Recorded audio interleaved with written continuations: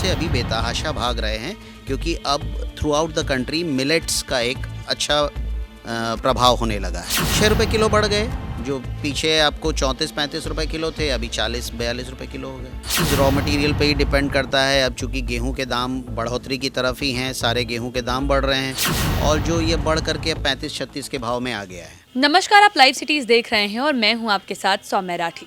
महंगाई की मार तो हर रोज किसी ना किसी चीज़ के प्राइस टैग में हमें नज़र आ ही जाती है, लेकिन जब महंगाई की झलक हमें आटे और दाल के दामों में नज़र आती है तब सबसे ज़्यादा जेब पर जो भार है उसका एहसास होता है, क्योंकि एक ऐसी चीज़ है जिसके लिए हमारे पास कोई दूसरा विकल्प नहीं होता, क्योंकि रोटी की जगह तो रोटी ही चाहिए, उसका कोई रिप्लेसमेंट नहीं होता। और ऐसे में वो चीज़ जिसके घर में सबसे ज़्यादा खपत होती है, अगर उसके दाम में 1 रुपये की भी बढ़ोतरी हो जाए तब महीने भर का जो बजट है वो गड़बड़ा जाता है।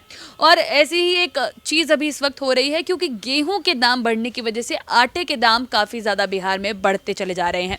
बता दें कि गेहूं की थोड़ी सी किल्लत हो गई है मार्केट में और इसीलिए आटे के दाम भी अब हर दिन करीब 1-1 रुपये करके हफ्ते भर में ही अब जो है प्राइस में इंक्रीज देखा जा रहा है। दरअसल हुआ कुछ ऐसा है कि गेहूं जहां 2700 रुपये प्रति क्विंटल बिक रहा था तो उसकी कीमत बढ़कर अब 3000 रुपये प्रति क्विंटल हो चुके हैं, जिसकी वजह से आटे के भी प्राइस में बढ़ोतरी देखी गई है। और अब चलिए जानते हैं कि कितना बढ़ गया है आटे का दाम और आपकी जेब कितनी ज़्यादा ढीली होने वाली है। सर, आप मुझे ये बताइए कि लूज आटा, ब्रांडेड आटा, सबसे ज़्यादा जो प्राइस फ्लक्चुएशन है ये किस में आया है, लूज आटे में या फिर ब्रांडेड आटे में? देखिए, प्राइस फ्लक्चुएशन दोनों ही आटे में है। दीपावली के बाद से लेके अभी तक जो लूज़ आटा 30 रुपये किलो के आसपास बिक रहा था वो अब 35-36 के भाव का हो गया है। यानी कि ये जो आटा है जी, क्या बिक रहा था दिवाली के अराउंड? दीपावली के आसपास इसका भाव 30 रुपये के आसपास था जी। और जो ये बढ़ करके 35-36 के भाव में आ गया है। यानी कि 6 रुपए प्रति किलो तक की बढ़ोतरी इस आटे में दर्ज की गई है, लेकिन खरीद में तो कमी होने का कोई स्कोप ही नहीं है। आटा चूँकि हमारे डाइट का एक इम्पॉर्टेंट पार्ट है, इस वजह से इसमें तो कोई कटौती हो भी नहीं सकती। और अब चूँकि इस तरफ भी रुझान हो गया है कि मोटा अनाज और उस तरह के आटे, तो अब वो भी प्रचलन में आ गया है और उसके भी दाम पीछे के दिनों से अभी बेतहाशा भाग रहे हैं, क्योंकि अब through out the country millets का एक अच्छा प्रभाव होने लगा है। जी, तो अब मुझे ये बताइए कि जिस तरीके से आटे के दाम बढ़ रहे हैं, जो 30 से 36 रुपए प्रति किलो पे आ चुका है, वो आने वाले दिनों में यानी कि जनवरी के अंत तक कितना इसका प्राइस जा सकता है? जी, ऐसा है कि गेहूं की पैदावार नई क्रॉप का शुरुआत अप्रैल-मई में होता है और उस समय भी चूँकि नया गेहूं होता है तो लोग उसको पिसा के तुरंत नहीं खाना चाहते, पुराना गेहूं ही प्रेफर करते हैं। तो यहाँ पर अभी दाम थमने की तो बात है नहीं, स्थिर रह जाए तो भी बड़ी बात है, अथवा ये बढ़ोतरी की तरफ है। जी, तो कितने रुपए फिर भी जा सकता है? 40 रुपए प्रति किलो तक जा सकता है जनवरी के अंत में? बेशक जा सकता है, अगर जिस हिसाब से शॉर्टेज पीछे से देखी जा रही है, गेहूं के दाम भी बढ़ रहे हैं और अभी अच्छा गेहूं जो कि अगर बाज़ार में लोग A1 भी पसंद करते हैं और भी MP शरबती गेहूं की हमारे बिहार राज्य में तो पैदावार विशेष है नहीं और ये सारा माल यूपी, राजस्थान, MP से आता है। तो चूँकि गेहूँ उधर से आता है और इसमें शॉर्टेज है तो निश्चित रूप से दाम ऊपर की ओर बढ़ेगा। जी, अब चलिए हमने ये लूज आटे की बात तो कर ली, ब्रांडेड आटा जैसे आशीर्वाद सबसे ज़्यादा बिकता है, लोग सबसे ज़्यादा बिहार में इसी ब्रांड को प्रेफर करते हैं, तो इसमें प्राइस में क्या वेरिएशन देखा गया है? आशीर्वाद आटा प्रति 5 किलो 180 रुपये का था दीपावली के आसपास, जो कि बढ़ कर के अभी 200-210 के कैटेगरी में चला गया है। जी। इस पे MRP 240 रुपये आ रहा है अभी के हिसाब से। बाज़ार में ये 200-210 में बहुत आराम से बिकता है। यानी कि 30 रुपए तक एक एक पैकेट में दाम बढ़ चुका है। जी, बेशक बिल्कुल बढ़ गया है। और ये 5 किलो के पैकेट है, तो उस हिसाब से अगर आप बताएं तो पर केजी आशीर्वाद में कितनी बढ़ोतरी हो गई है? 6 रुपये किलो बढ़ गए, जो पीछे आपको 34-35 रुपये किलो थे, अभी 40-42 रुपये किलो हो गए। यानी कि आटा जो कि 34 और 35 किलो का आ रहा था अब 40 और 42 रुपए प्रति किलो में मिल रहा है।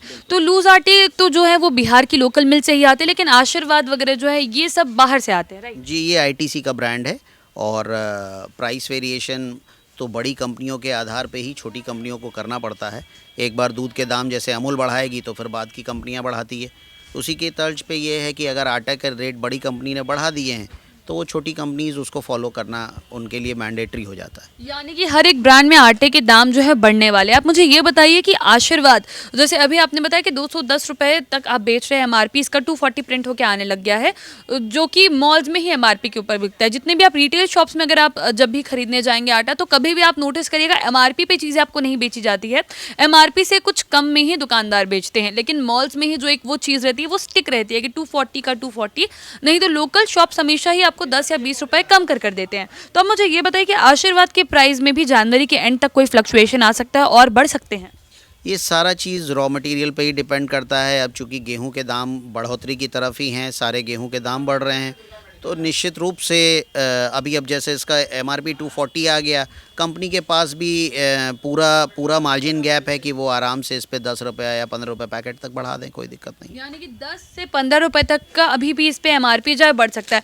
अब चलिए मैं आप लोगों को एक और चीज़ यहाँ पर दिखाना चाहूँगी। जैसे ये बोल रहे हैं कि प्रोडक्शन के अकॉर्डिंग जो प्राइस वेरिएशन होता है, तो यहाँ जो 2 पैक्स है दोनों की जो मैन्युफैक्चरिंग डेट से अलग है। एंड ताज्जुब की बात यह है कि दोनों की एमआरपी भी अलग है। सबसे पहले आप इस वाले पैक पे अगर ध्यान देंगे तो ये जिसकी जो मैन्युफैक्चरिंग है वो 27 अक्टूबर 2022 में हुई है, और इसका एमआरपी देखिए 234 रुपीज़ का ये पैकेट है, 46.80 रुपीज़ पर केजी। अब चलिए अब दूसरे वाले पैक की तरफ देखिए। इसकी मैन्युफैक्चरिंग 21 नवंबर 2022 की, यानी कि करीब 1 महीने बाद की, और इसका एमआरपी देखिए कि 240 रुपीज़ का है ये पैक, यानी कि 48 रुपीज़ पर केजी आपको इसके लिए देने पड़ेंगे। यानी कि आप देख रहे हैं कि सिर्फ 1 महीने के ही डिफरेंस में मैन्युफैक्चरिंग का जो कॉस्ट है, मैन्युफैक्चरिंग वाली जो रेट है वो कितनी ज़्यादा इसके एमआरपी में चेंज आ चुका है। तो अब आप सोचिए कि अगर गेहूँ का शॉर्टेज ख़त्म नहीं होता है, गेहूँ की अवेलेबिलिटी नहीं होती है ज़्यादा, तो प्राइजेस जो है आटे की बहुत ज़्यादा बढ़ सकते हैं, जिससे आम आदमी को काफ़ी परेशानी होने वाली है।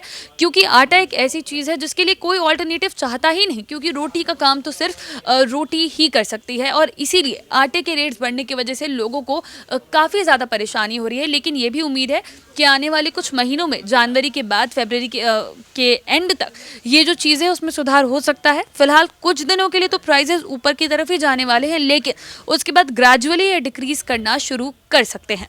आप बाकी के वीडियोस के लिए लाइव सिटीज़ के साथ बने रहें। अगर इस वीडियो को फेसबुक पर देख रहे हैं तो पेज को लाइक करें, यूट्यूब पर देख रहे हैं तो चैनल को सब्सक्राइब करें। धन्यवाद।